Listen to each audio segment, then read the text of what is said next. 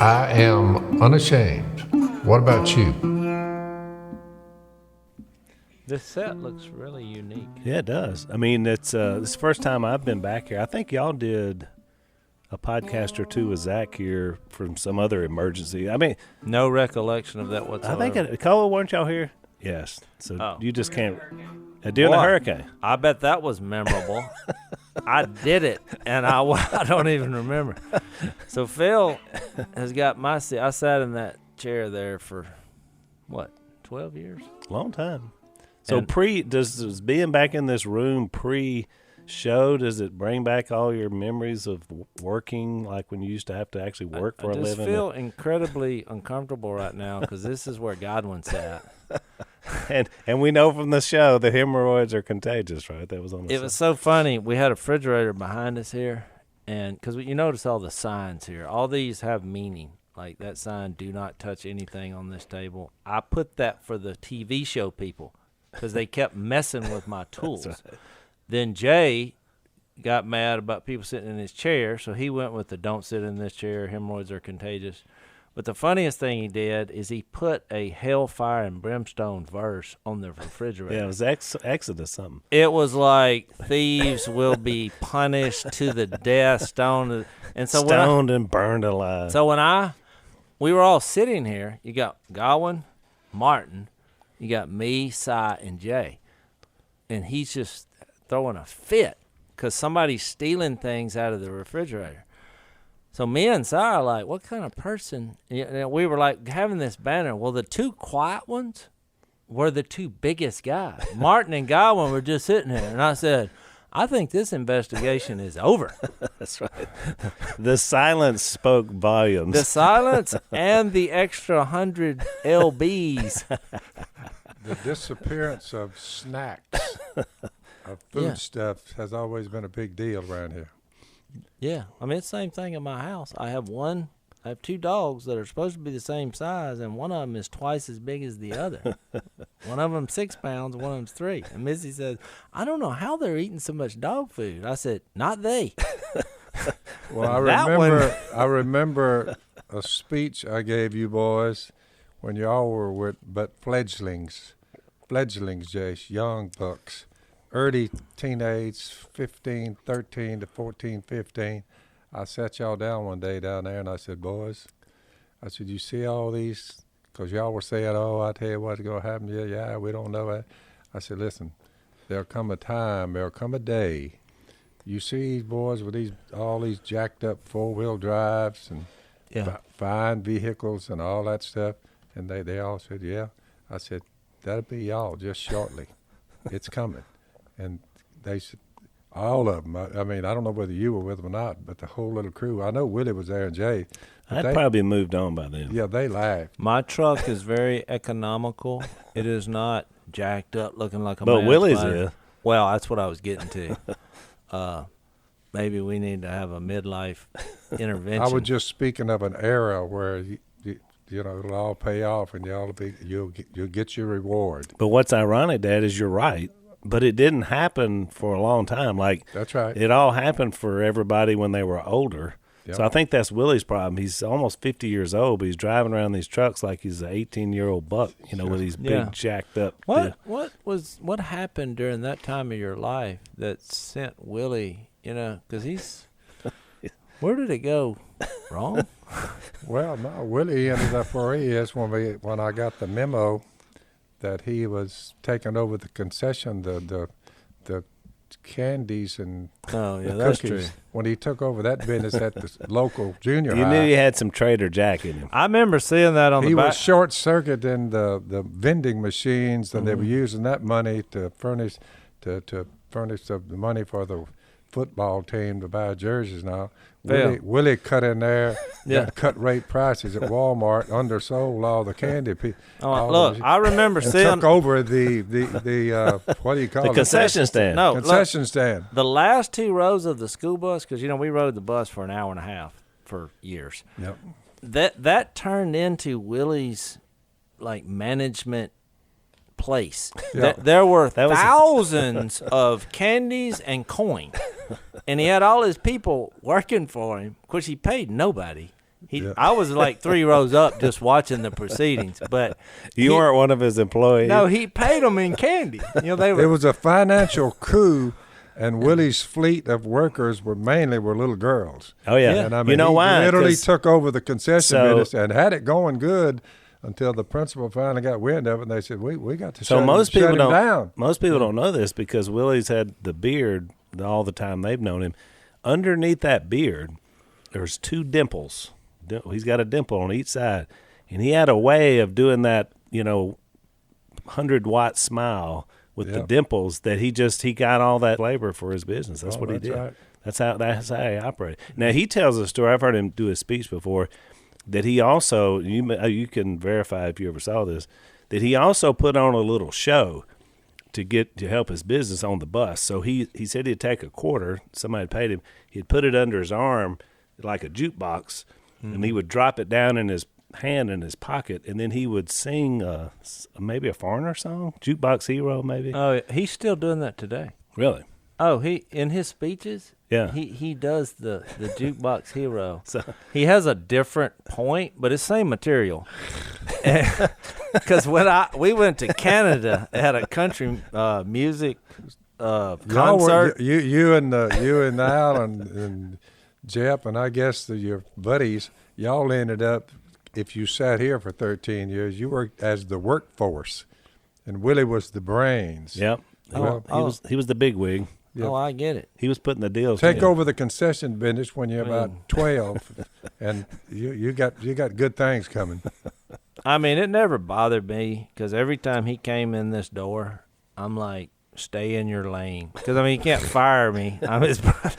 I'm like, you don't know a duck and he doesn't know how to do duck yeah calls. I'm like, you no.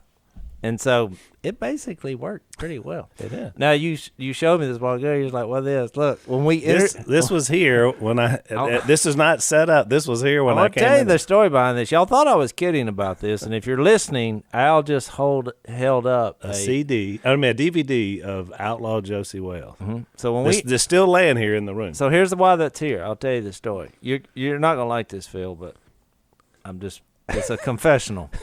So when we were going to hire somebody, Willie's like, hey, stick that guy in the duck call room. Y'all teach him how to do this.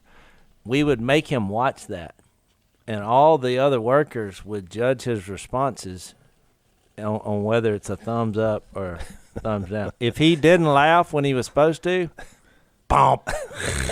Did y'all have like a 2-way glass? No, we all just sat here and watched it, but we're looking at him. Oh, yeah, keeping an eye on it. I never thought about that particular litmus test. I was like, if you don't get this movie, you can't work here. So his skill set began with how he reacted. Yeah. How he reacted to. Because this is an intimate set. We come in here, even though we're way away, and this seems kind of weird. If you spend years, I feel like it feels way over there. It's like if you spend years in here, you have to be able to cohabit with these people. Yep. That's why we tried to get him he was in the far corner. He was up there making reads. Yeah, but you noticed how far he was from everybody else. Well, it's because he only talks in one tone, loud. Yeah. That's no matter what he's talking about. But the good news is, looking back now, we can all look back and grin. It worked. Well, it worked. So the reason we're here is because we're still in this ice storm, which today is the day where it warmed up enough. Which, look, I never thought 40 degrees seems like 100. That's right. Yeah. I'm like, it's 40 degrees. I was out when it was 33, and I was thinking, man, it's so nice and balmy. And it was getting 16, and I thought, wait a minute, what's wrong with me? 33 and 16 is still cold, but when you've gone through the deep freeze of the week, it was bad. So it's still ice on the roads and all, but it was safe enough till we got here. And so we're working our way, Dad, out to you. So we were at Jase's, now we're here. Maybe in 2 more days we'll be there. There were hundreds of limbs, anywhere from the size of your arm to the size of your leg, a few the size of your body. The weight of the ice, they would just come down and just strip everything beneath them. Yeah. And it went on, nonstop. And when that started day before yesterday in the evening, started in the evening, I said, this might be a pretty eye-opening night. Yeah. Well, it's been rough. I mean, the dogs were barking and running outside after a big crack, then boom on top of the. You didn't want to be walking around out We there. have a little roof damage around there, you know, but I mentioned it, this cool snap that came through. You know, when you get these guys pontificating on global warming and this and that and the other. I knew you were going to bring this up. Look. I'm like, man, if it had not been for global warming, we would have froze our butts off. Listen what I did. Woo, thank you for global warming, because, boy. Look, so you're not going to believe this. So before, I was so interested in this, and I've been cooped up so long, and y'all embarrassed me on the last podcast because, you know, my wife filmed this epic fail of me running. Somebody showed me that. It was a pretty good little it slip hurt. and fall. I fell, and I didn't Did know you laugh? Did you laugh as much as I did when you watched it? I laughed because I said that was not a good move, because I was just walking on this stuff, and I mean I was sliding. Oh man, I've had at least 100 texts in the last couple of days of people that saw that. Yeah. And my response is no, I would not have won the $10,000 if that was still going on. That would have been the undercard. You know, on America's Funniest Home Videos. Yep. It would have been one of them that led up to the epic happening of the $10,000 winner. But I'm glad you enjoyed yourself. So I forgot what I was even going to say. Oh, about the global warming. So I had the same thought. So I Googled, if global warming is real, why is it so cold? That's what I put, and I did a search. You don't have the internet, so you're missing out on fantastic viewings. So I'm missing so much. So the top link was a paper from somebody from Yale, and so I started reading this thing, and I actually jotted down a few notes. I can't believe you brought that up. So here was basically their logic. I laugh so hard, and you know, people say, "What is this global warming?" You know, the pollution and the air travel is creating greenhouse effect. Emissions, yeah, carbon like emissions. a gas. And look, maybe so. So I'm not denying that. I like the way you just lumped that whole debate into 2.5 seconds. Yeah, that was maybe really good. so. Whatever. Maybe so, but here's the problem, like Phil. So I looked, and it said, and these are the facts. Yale, I mean, here we go. The temperature has risen 1 degree since 1880. Now, this wasn't something he was supposing. He was like, these are the facts. Yeah. And I thought, at this rate, in another 100 years, we'll be another degree. 83. I mean, from 82. I just thought, what the heck are we getting so bent out of shape for? I'm using your own facts. Well, and I just noticed, it's funny you said that, because John Kerry just said 2 days ago or yesterday that in 9 years, it's over unless we do something. Well, not at 1 degree per 120 years. I was just quoting him. So let me tell you where this rabbit hole went, because I want to answer the question. Right, what was the Yale thesis answer? Hang on, let's take a break for that. So you never thought COVID could cost you your home, did you, Jase? You never know these days, Al. You never know. But it might be, because cybercrime is up 75%. And by far, the most serious cybercrime to worry about is home title theft. So basically what happens, these cyber criminals, your title to your home is somewhere in some digital place.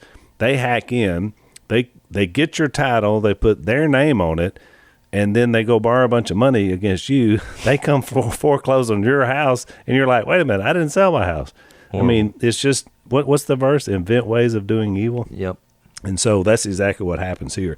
Insurance doesn't cover you, and neither do common identity theft programs. So that's why we're encouraging you to protect your home with Home Title Lock. HomeTitleLock.com.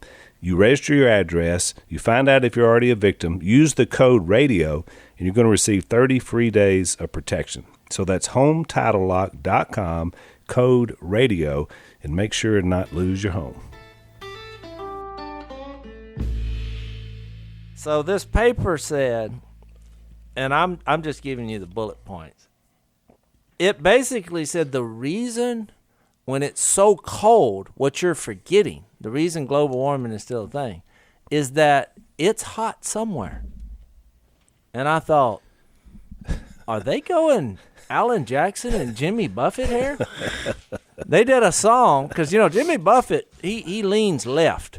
Just because very few country music singers do, but I'm aware of that with him. And I thought, they're in this thing together. They're like, yeah, it's negative 23 where my daughter has been residing in Minnesota. But it's 47 somewhere. So they come up with a song for you. I know you don't listen to country music. Alan Jackson, Jimmy Buffett. They were like, and it starts off talking about the weather. It's cold, or it says the day's moving by like a slow day, and then it's like, but it's so hot, and I'm working, and even though it's early in the day, it's like noon. I don't care, because it's 5 o'clock somewhere. So he's going to go fix him a drink. That was the logic on why he wants to have a drink. And the logic of this global warming study is that it's hot somewhere. Well, I've been on the earth, all I can tell you about what I've seen in 74 years. In 74 years, all I know for sure is, because I reel back time, I've never seen a week of February be this cold. I ain't either. This broke all of my records that I've seen in the month of February. But they would say, yeah, but somewhere it's hot by 1 degree. Yeah, on average, and somewhere it's 5 o'clock. So Dad, we talked about this 40 years ago. We had a week similar to this, but it was earlier. In January. It was in January because we hunted. Yep. And everything locked up. But that's, 40 years later, here we are. So it doesn't. It happens. It happens. You're going to have these big. It's a rare thing, though. Polar vortex, but I'm a Jase. So then I went off that, and because look, I was trying to get information. I really wanted to know what they said, and I just told you what they said. You think I'm making fun of it, but you can read that, and that is basically what the argument was. So then I went from that to just it's so cold jokes, like redneck jokes. I wrote down a couple for you. Oh, you've been working on your humor. I've been stuck in a house 6 days. Who have you tried this? Did you try them out on Missy? Yeah, I did. Yeah. The first one I said. Missy's a tough critic for humor. I don't know. The first one I told her, I said, it's as cold as a frosted frog. And she said, that's not funny. I said, it's not intended to be funny. I was trying to get to the point that frogs, when they hibernate, they don't totally enclose themselves in the mud. So the part that's exposed, he's frosted right now. So I just thought it wasn't intended to be funny. She's like, don't do that. But I did. And it had some alliteration to it. That would be funny at church. I love frogs. I love hunting frogs. I love thinking about frogs. And a frosted frog has a little bit of them. They get better. Yeah, I get. It was so cold on the way over here, I saw a dog stuck to a fire hydrant. Look, I told that to Missy. Look, she never broke stride. I said, that's funny. I said, you, ma'am, are an oak. She said, I don't get it. I said, babe, dogs, they pee. As soon as I said they pee, she said, oh, I get it now. Yeah, that's okay.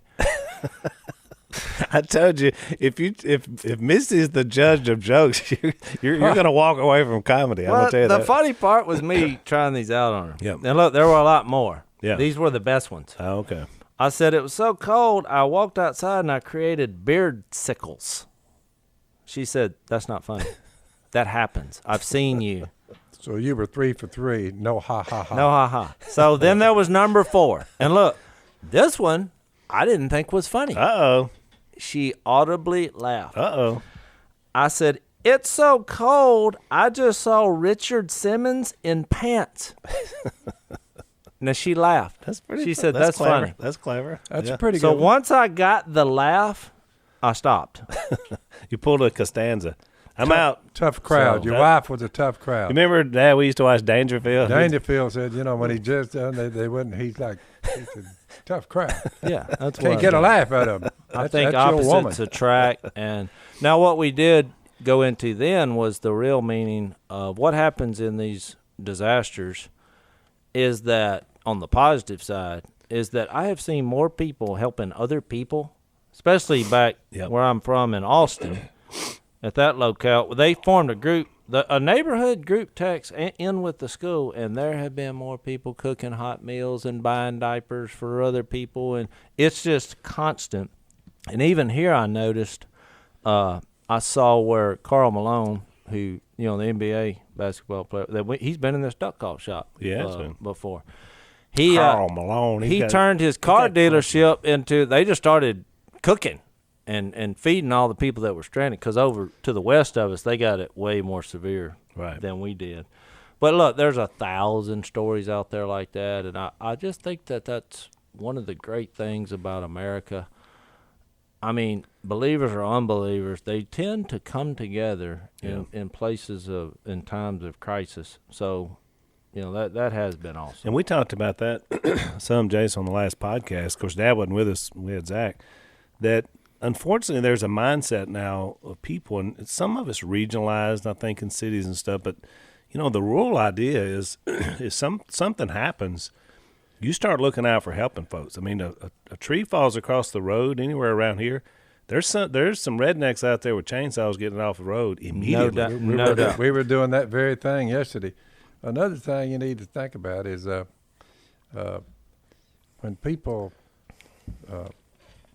start interacting with one another, trying to help one another, it's a good sign, because these days in modern day America, people are kind of conditioned so that they will be dependent on the government, this program or that program. And what happens is, in other words, you got a clear text, make it your ambition to live a quiet life, mind your own business, work hard with your hands, just as we told you, so that your daily life will win the respect of outsiders. And this has to mean something, especially in the times of a big ice storm or any other kind of storm. Well, right. So that you won't have to be dependent on anybody. Right. Yeah. It is the best way to roll. Especially the government. Well, look, especially because what'll happen is you'll get it in your mind, well, I'm paying for my water. Where is it? I'm paying for my electricity. Where is it? Yeah. I paid them for it. Yeah. And they said, here's what this is going to cost you to run electricity till you have. This is the bill. Well, if you're paying the bill, you found yourself in a situation where you're dependent on them, because they owe you the electricity because you paid your electric bill this month. Yeah. It doesn't come forth. Take the state of Texas. I mean, there were millions and millions and millions of Texans out there. They were just hung out to dry. Fortunately, I'm 74, so I was old enough to be raised, in a log house with a fireplace at one end of it. There were no heaters, no central air, no air conditioners at all. So we got used to just put the back log on, get you a big log for the night, because you want that to last till in the morning. Scrape around a little bit when just after daylight comes, and start throwing some wood in there, get you another fire built. Right. Yeah. We just thought, but we never dreamed life is hard. or that somebody's going to have to come save us. And somebody's going to come save it. No. I mean, if you wanted milk, you went out there and milked the cow and come in there. If you wanted butter, somebody had to churn it, with a stick with a paddle on the end of it. So what I'm saying is, smokehouse, you got meat hanging up out there in it. And as a boy, I remember that. And this was no dependence on anybody. I mean, it was like, and if somebody had walked in and said, boy, times are hard, looks like, we'd have said, it'd been like those old Westerns. We'd have said, what? No, times are good. What? So to prove your point, you're talking about almost 70 years ago. Yeah. The 40 years ago, the one I mentioned earlier, we were without power for about 10 days down there on the river. Sure. Granting power there. We did the same thing then.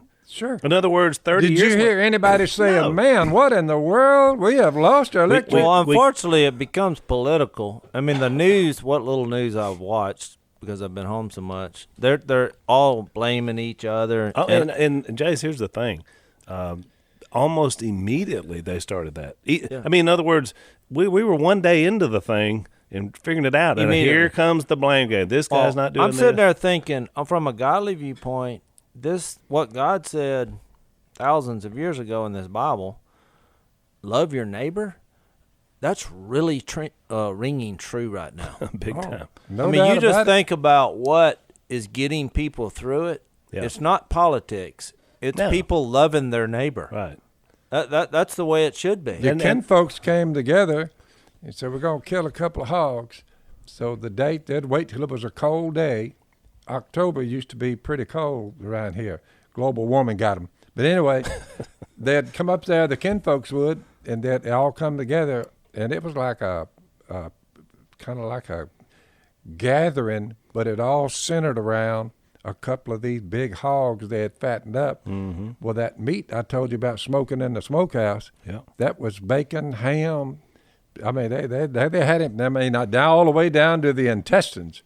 I mean, they ate literally his brains. brains and hoghead cheese, eggs and brains. Phil, you're so weird. No, I'm saying this is the way people I'm live. saying that's what people would say. They're like, oh, that's weird. Hey, hang on, let's take a break. So I've got good news to share about our good friends at Patriot Mobile. They've expanded their coverage dramatically, which will make it easier for more Americans to dump the big-name carriers who charge way too much money and donate their money to leftists. I love this company because they're conservative, and they're saying that when you look at all the other big carriers, they're basically a lot of left-leaners. And so what they're offering is a way to be able to provide your cell phone service, but also do it to some Christian conservatives. So if that's interesting to you, you'd like to switch, you get to keep your own phone number, or you can bring your own phone and buy a new one. You know, your choice. Buy a bundle with multi-line discounts. You save even more. It's patriotmobile.com/Phil, or you can give them a call at 972-PATRIOT. This month gets free Premier activation when they set up the phone for you and a special gift with the offer code Phil. So it's patriotmobile.com/Phil, patriotmobile.com/Phil, or 972-PATRIOT. Check these guys out.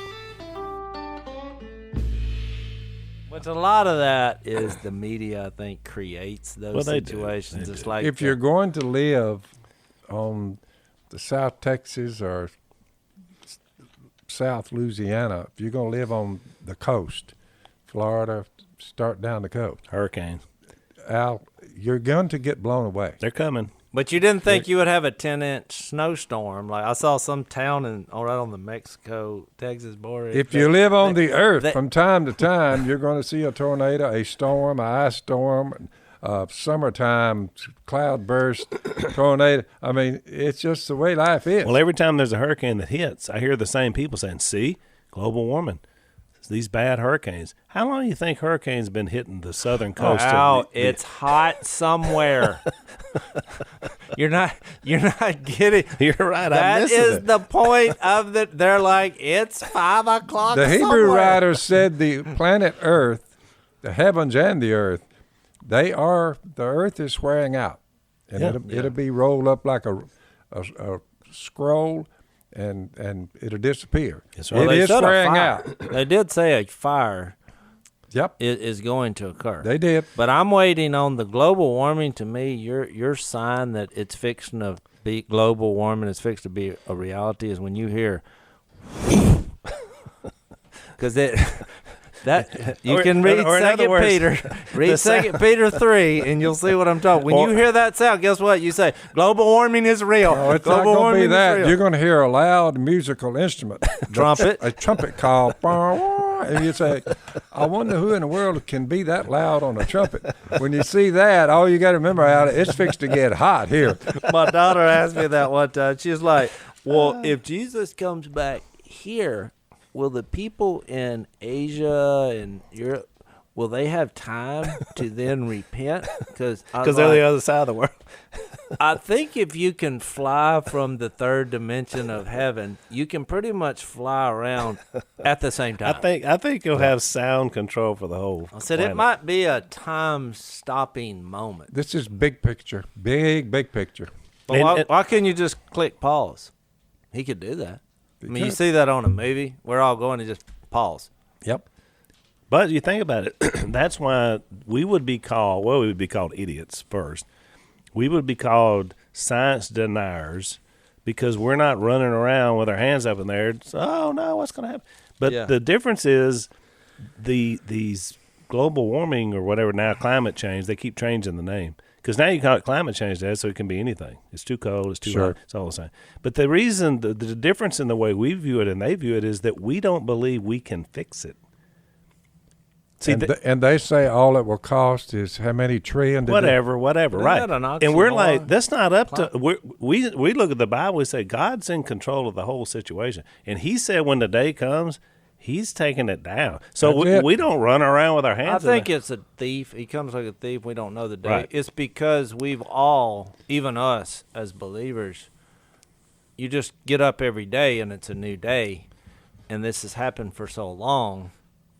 It will be like, it'll be not surprising because, 1 Thessalonians 5 said this day should not surprise you when Jesus goes back.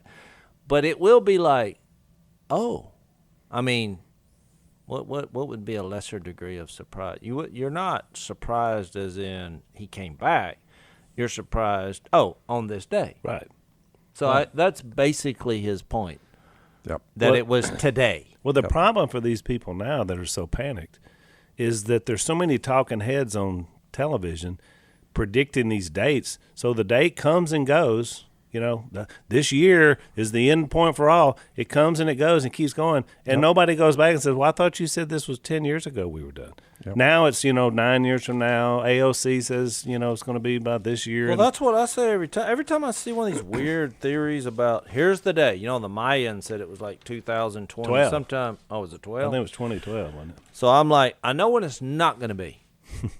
Oh, yep, came and went. Yeah, because we were doing a tour in Cancun about that, and that guy who was of Mayan descent, he was like, oh yeah, this is where I'm going to be on 2012 on whatever December 21st, 2012, because it's all happening.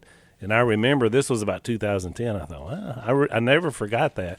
And then when that day came and went, I thought, I wonder if that old boy was standing there at that whatever he was going to stand at, because 2012 just kind of came and went, along with the rest of them. The Almighty's pretty plain. You don't know when he's coming. He says that over and over. And yet, Jace, you're right. How many people want to just talk about end times and eschatology, which is the big word? I mean, they just want to just live there. And it's like, really, that shouldn't really be a focus because it's going to happen, but we're not going to know. I got a guy who loves Jesus, and he's one of my good friends, but he spends his spare time looking for the signs of the end. Yeah, the numbers. And I'm like, you're wasting time. That's what I say. Let's take another break. I said, he's coming like a thief. He's like, yeah, but it's fun for me. I was like, you're wasting time. Spend that time sharing Jesus with people. Yeah. So have them ready when he gets here, not, here's when he's coming. I mean, there's a big difference in the way you motivate people through that. I mean, he says this a couple times, when he says in 1st or 2nd Peter, when he says the heavens will disappear and the earth will be laid bare and burned up. And it's like, since this is going to happen, what kind of people should you be? I mean, there is some motivation there, but ultimately, if you read this New Testament, the motivation is what Jesus did. That is the plan. That's when you go through the book of Acts like we've been doing. The plan was, here's who Jesus is, here's what he did, here's what he will do, and that's what cut people to the heart. A side benefit of that is when the global warming does happen, and I mean the ultimate warming, as in way too fast, way too quick, then, okay, yeah, you're ready. But still, it's not about a place. It's about the people and ultimately our relationship with God that wins out. I mean, I've said this many times, but I feel passionately about it. I mean, with my wife, I would go anywhere with her because I'm with her. Right. So ultimately, wherever we go, we're doing it together, and that's the same thing that I said about our faith. In my immature faith, I used to say, "Oh, I'm following Jesus because I want to go to heaven." But as I've matured, I'm like, I'm following Jesus because I want to be with Jesus forever. Oh yeah, in heaven. Yeah, and that's the difference. Well, Al, I don't know why you're the ideology that they're hammering on now. Certain individual, the global warming crowd, they ought to love the Apostle Peter. The day of the Lord will be like a thief. The earth's going to come to an end. That's what they're hollering. The heavens will disappear with a roar. The elements will be destroyed by fire, and the earth and everything in it laid bare. All the left-wingers ought to be saying, yay, Peter. Peter agrees with us. He was the original climate change And we're guy. saying, but Peter said, y'all are correct. So calm down. When we get a little bit, don't try to move it up some, because when this day happens, you better be ready there, all of you. Here's the kicker, though, Dad. He said that 2,000 years ago. Yeah. You know what I'm saying? Yeah. And so you had this week, speaking of this, so you had Bill Gates, one of the richest people in the world, has all this internet and Microsoft and money. And so he says nobody should be eating meat. We should be eating synthetic meat. We should grow microbes into meat. Will that help you in the heat? Is that what they say? Apparently, that keeps the cows from releasing methane gas, which is destroying the ozone layer, is what he said. Well, here's my deal. When the son was in the pig pen and he came to his senses after a life of rebellion, drunkenness, orgies, and the like, his father was waiting, on the trail home, and he sees the son. And he put a robe on him, he put a ring on his finger, and he killed the fattened calf. The creator of the universe. And Jesus said that. In response to why I'm eating with you wicked people. The culmination of the story was gathering around a dead cow and eating filet mignon. I'm like, that's in. That's right. I'm going with it till I die. That's exactly now, right. look, if you want to eat the synthetic version of it and still come, great. I love it because I'm not sure we have enough cows to feed everybody. So I love people that don't want to eat it. I've been with these people all week. I got all these teenagers in my house. Missy's cooking the greatest meals ever. And they're like, oh, I don't think I like that. Look, and one night, one of them said, hey, guess what? I just ordered Outback. I said, that was a waste of time. Yeah, I said, how they going to get here? They said, well, it was open online. I said, well, it ain't open on the sidewalk out there. I go back to Hebrews 6:17 because God wanted to make the unchanging nature of his purpose very clear to the heirs of what was promised. That's us. He confirmed it with an oath. You say, is there going to be a last day? God says there's going to be a last day. I'm going to come. I'm going to punish those who don't know me and who have not obeyed the gospel.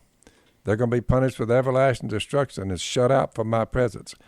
When I come down, and all of the believers are going to marvel at what they see. That's 2 Thessalonians. But this says, God made the oath, I will save y'all.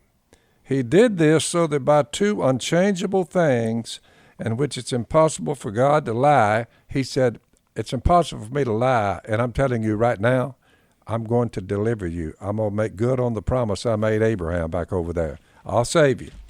We who have fled to take hold of the hope offered, that's us. We said, we're running to God.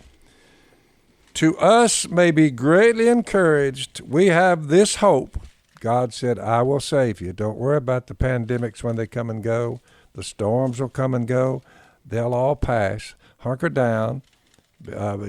Be self-contained. Don't be dependent on men. Just depend on me. Love your neighbor. I love your neighbor and love me. I'll get you out of here alive now. And I'm telling you, and we have that hope that we're going to get out alive no matter what the weather does, what pandemics do, viruses. We have this hope as an anchor for the soul, firm and secure. So with me, Al, I'm like, we have a hope, and if you're not a child of God, you don't. Right. I'm just saying, first things first, better get it right with God, because one of these days, what them left-wingers are hollering about, there's a global heating coming. Well, no doubt about it. And mainly you nailed it, because really environmentalism in general to some people has become a religion. I mean, it is their religion. It is their religion. And I love the environment. I do too. I mean, who's more conservationist than the three of us? I mean, in terms of creating things for the environment, nobody does more than we do. So it's not that we don't love the environment, but we don't worship the created. We worship the Creator, and I think that's the most consistent. Way back when y'all were boys, was coming up, and I looked around down there, and the electricity would go off really a lot. I mean, when we had a dirt road going in there where we live, it would go off a lot. Multiple. I told Ms. Kay, I said, if we ever have the funds, the first thing I'm going to do is buy me a generator, one of these automatic ones that I don't even have to go out there and crank the thing up and put gas on it. Right. The fuel tank will be there. This computerized world, somebody will be monitoring that particular generator to make sure it's running good. Pay them a little fee. They come up here and they check it out from time to time, keep the propane bottle full. And look, 10 seconds. If some storm comes over and knocks down the power lines, which it's done multiple times this year between hurricanes and this freeze out, I'm sitting there. I said, well, there went the electricity, black dark. We're sitting there watching television. Boom, it all leaves. I said, the old Generac out there is sitting there. 10 seconds. 9, 8, 7, 6, 5, 4, 3, 2, 1. Boom. Ever the lights come back on, I'm like, kudos to the generator people. And look, we rode that sucker for 3 days, and somebody says, so you didn't miss a thing. So if you're going to take money and invest in things and men and depend on it, just get you a generator if you're worried about your lights going out. Today's message is trust in Jesus and buy a generator. That's buy right. a generator. Trust in God and buy a generator while you're at it. Let's take one last break. He expects you to be more than an idiot. I mean, if you say, I wonder if we're ever going to have a hurricane. I wonder if we're ever going to have ice 6 inches a foot deep. From time to time. You're going to get them. It's about every 40 years. You say, why spend all that money on a generator if it don't come around about every 15 or 20 years? Well, here we are. And the last time we saw it, Jace, was back in there about me and Al, when we went duck hunting on the bank that day. It was 2. We killed a few ducks. But you say, how long has that been? That was the 80s. 40 years ago. 40 years ago. You're not going to believe this. I told you. I'm just ready, just in case. I told you something that happened to me this morning that you would find unbelievable. I told you, but I didn't want to tell you what it was. So I live in town.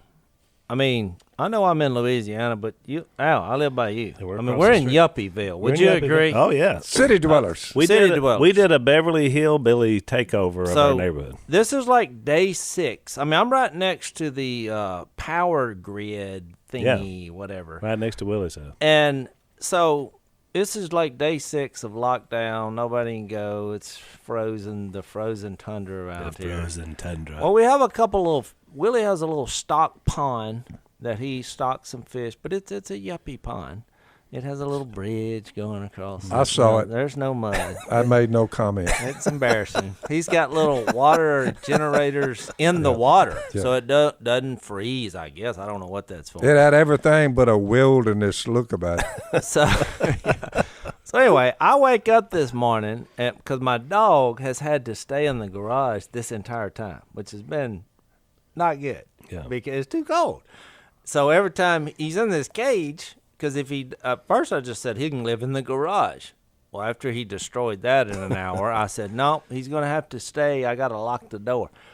So I open it up and let him out. He's running around. And so I go down to look at his pen because I thought, well, it's going to warm up. I don't know what I was thinking. I mean, this thing, you can't even move. The door's open. It's a foot of ice, and there's nowhere to get in there. But I look, I say, what's that in the water? And most of that pond behind my house is froze up. And it's not good for ducks. Some yuppies have some pet ducks. They're like, some of them are like these white ducks and weird looking. Well, I'm looking there and I said, that's a green-winged teal. I am looking, and I took my camera out because I said, they're not going to believe this. I know that green-winged teal is not tame. That is a wild from Canada green-winged teal. I zoomed it up. Green-winged teal, Drake. And I looked out there, and there were more. And if I could describe my neighborhood, for a bunch of green-winged teal to be flying around in the piney wood hills of town. We're ridges. We're a ridgeland. To get to this spot, this has been the greatest migration of all times for a green-winged teal to wind up right there. That's a good sign. So listen to this. So I go running, I forgot it was ice, because I was going to show Missy. I was like, there was a green-winged teal. I got it. So as I'm running, my dog, who I let out 15, 20 minutes ago, he's coming to me, and he has a duck in his mouth. And I'm like, now he came from Willie's pond. So I went drop, because I thought he had caught a tame duck. I picked the duck up. It was a dead shoveler. Now, a shoveler, now, it's one thing to say, okay, it's a miracle, a green-winged teal's here. Now we got a shoveler that has died, and I'm thinking at the mouth of my dog. Now, how did he catch it? How did he kill it? I know how he killed it. Chomp, chomp. I guess.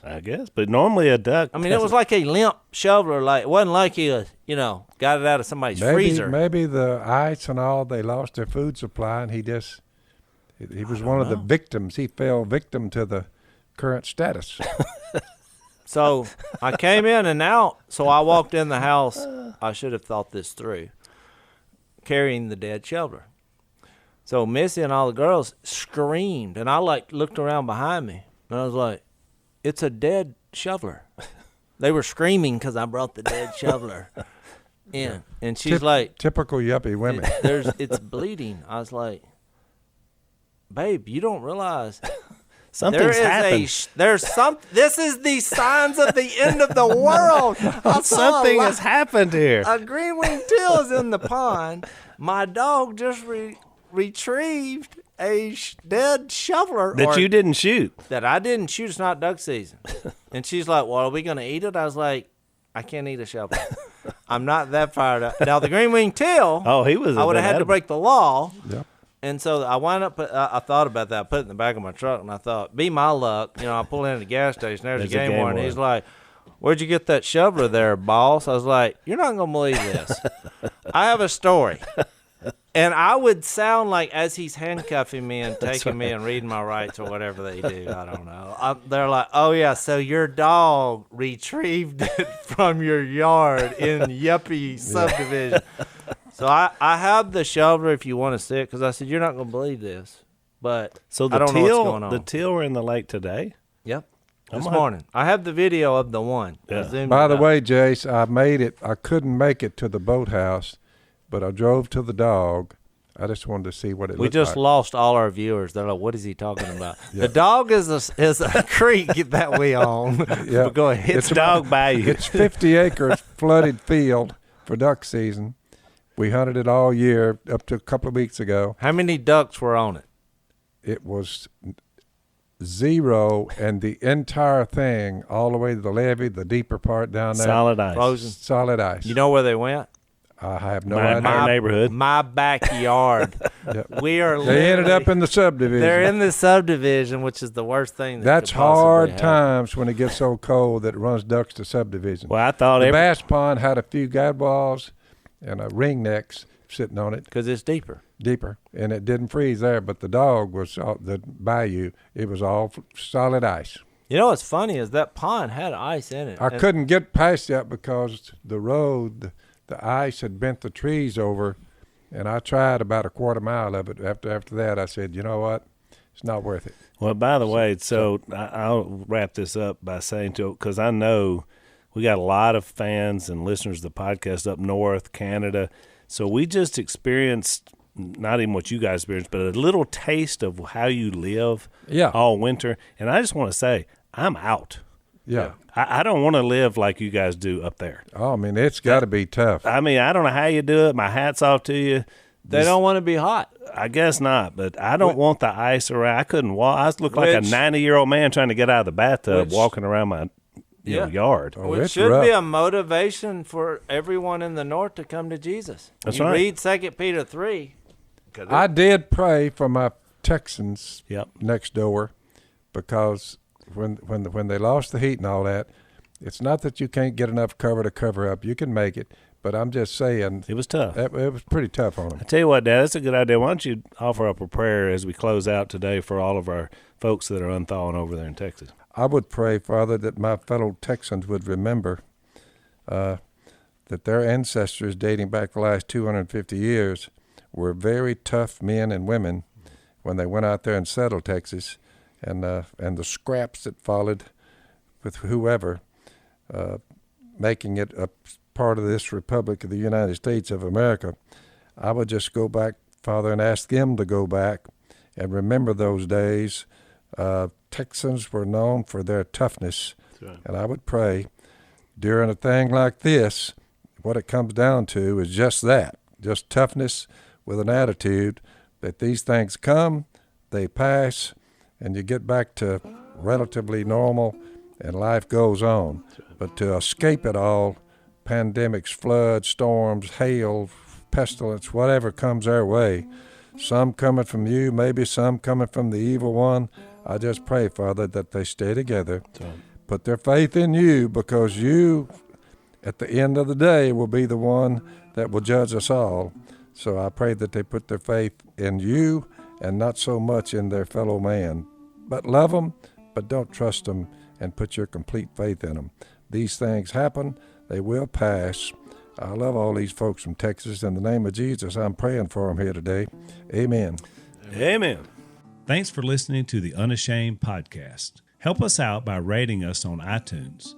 And don't miss an episode by subscribing on YouTube, and be sure to click that little bell to get notified about new episodes. And for even more content that you won't get anywhere else, subscribe to Blaze TV at blazetv.com/unashamed.